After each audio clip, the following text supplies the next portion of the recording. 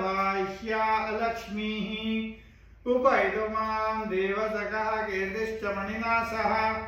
प्रादुर्भूतोऽस्मि राष्ट्रेऽस्मिन् कीर्तिमृद्धिं ददातु मे क्षुत्पिपासामलां ज्येष्ठामलक्ष्मीं नाशयाम्यहम् अभूतिमः समृद्धि च सर्वां निर्णुत मे गृहात् गन्धद्वारां दुरादर्शां नित्यपुष्टां करिषिणीम् ईश्वरीं सर्वभूतानां तामिहोपह्वये श्रियं मनसः काममाकूतिं वाच सत्यमशीमहि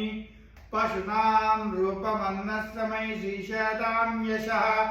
कर्दमेन प्रजा बोधमयि संभव कर्दमा श्रियं वासय मे कुले मातरं पद्ममालिनीं